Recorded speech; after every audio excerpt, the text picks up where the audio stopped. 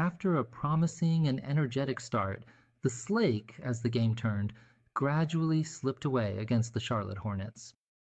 On a night that began under control but ended in frustration, Luka summed up well what happened. A clutch shot by the opponent, lots of offensive rebounds, and the game was decided at a pace that completely got away from Los Angeles. Even after a good scoring performance against Atlanta, the team couldn't maintain the same level of intensity, something that became clear especially from the second quarter on, when the game drastically changed course. Where did you see this game flip after the good start that you guys had, and why? They made a lot of shots. We gave up a lot of offensive rebounds from there. They just hit like what we call daggers. So I think that was the game there. Is it? I know any loss is deflating for you, but after the way that you played against Atlanta, where you were hoping to, I'm sure, build on that, and it looked like it was going that direction. Did you take any more disappointment out of that, not finding it again? I want to win every game, so that doesn't matter if we come from a loss or a win. So I just want to win every game. But obviously, we had a great start, and then we just kind of fell off. Go ahead. Obviously, their record doesn't really show the way they played tonight, but do you feel like being the Lakers and having some of the high-profile personalities you have on this team, you're going to get another team's best shot? And how has your group handled that throughout this season, do you think?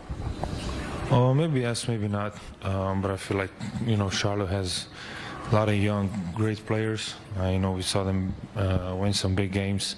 When they're rolling, they're rolling. LaMelo, Con, Brandon, Bridges, so they have a good young group. It's hard to play against them. Obviously, the record is not the best, but they have some good wins. Luka, injuries are injuries, but you guys have lost 8 out of your last 13 as a group. Do they feel like independent, like it was one problem this night, it was this problem the next night, or are there things that you're seeing more generally over this stretch?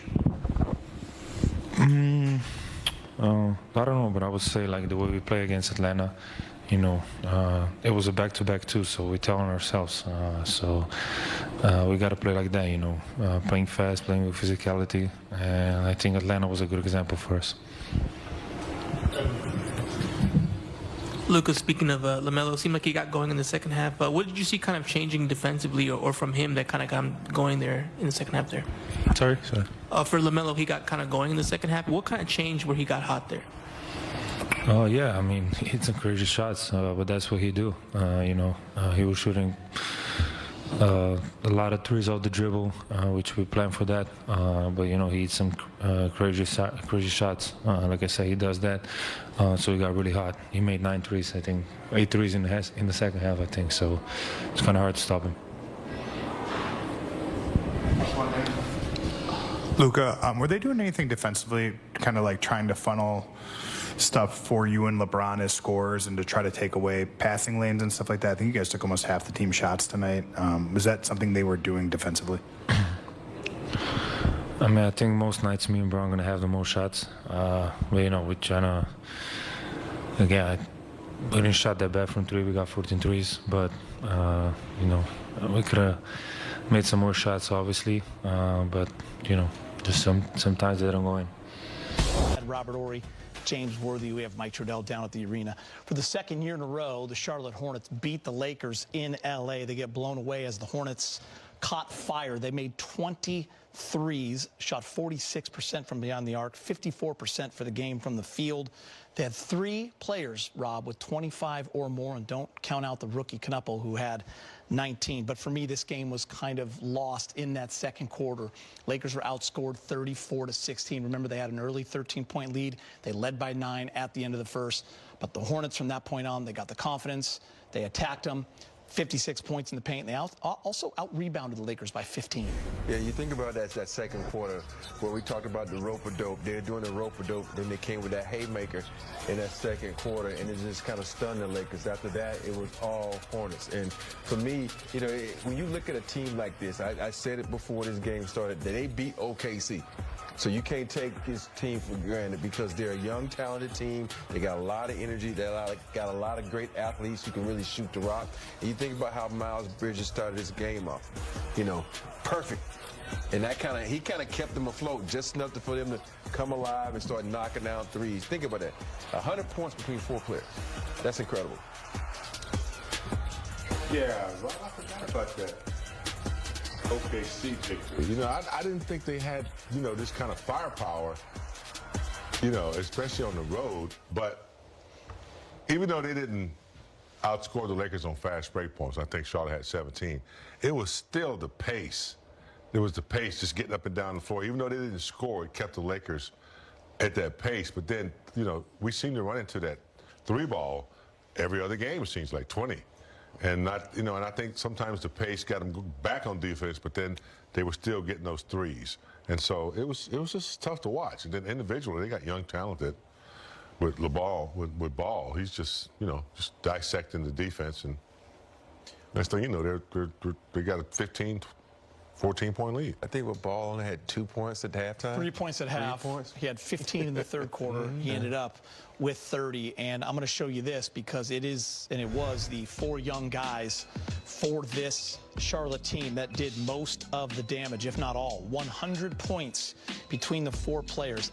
19 threes between the 4 players. Ball with 30, Miller with 26, Knuppel the rookie with 19, and Miles Bridges with 25, Rob. Yeah, you're talking about sharing the rock. Look at that. Each one of those guys had, double-digit shots, and they were very efficient. You look at that, 9 for 13, 7 for 10, 9 for 19, 9 for... Those guys were shooting the ball tonight. And when you get young bucks like this who get on a roll, you can't stop them because, number one, they're faster than you. Number two, they're more athletic than you. And they picked up the pace like James says. When you watch the pace of this game, even though there was no fast break, they moved the ball. They want to get down, set it up, because once you got you on your heels, what they love to do, like that play right there, that's just great basketball. Even though you look at it like, what the heck is he doing? Next thing you know, he's knocking down shots. But the Charlotte Hornets, that's the way they play. They like to play like that old Denver team you mentioned earlier, frenetic, up and down, get a lot of shots. But when they making them, this is what's going to happen. But the problem is with this team is they're very inconsistent. When they're consistent, this is what happens. But now they'll probably go off and lose about 6 games in a row because of that inconsistency that they shows all the time. And James, they've been in L.A. since Sunday. They played the Clippers on Monday, and they've been chilling and waiting all the way here until Thursday, and they took advantage of it. In that second quarter, when the Lakers got really stagnant on offense, they were taking a lot of off-balance shots, no offensive rebounds. It was Charlotte that attacked, and the way they attacked them was getting into the paint, getting easy buckets, and then it opened everything else for 3, and when they were hot, couldn't stop them. Yeah, that seems to be the prototype NBA players now. Yeah, you have your superstars, but then those teams that have multiple players, like you just had on that graphic, like 4 players getting it done, and no particular system. They can kind of go at their own will. It makes it tough the way they play the game. And when you got an exceptional guard like Ball who can score and loosen up the defense like that, it makes it tough. But they're young. Like Rob said, they got energy. I'm not saying that we're old, but we need to have some energy to match some of these younger teams. They've been in LA, all they've been thinking about is, yeah, we're gonna play in the Clippers. There we got the Lakers, and it's a big game when they come here. The loss to Houston exposed problems that go beyond just a bad night. Inconsistency, difficulty maintaining a decisive pace, and vulnerability against young, fast-paced teams. Charlotte, led by LaMelo and other emerging talents, took advantage of every opening, gained confidence, and turned the game into a scoring avalanche, especially in the period against the Lakers. The message is clear. Talent and experience aren't enough without constant energy, decisive execution, and emotional control. If they want to get back to winning consistently, they need to make games like the one against Atlanta the standard, not the exception.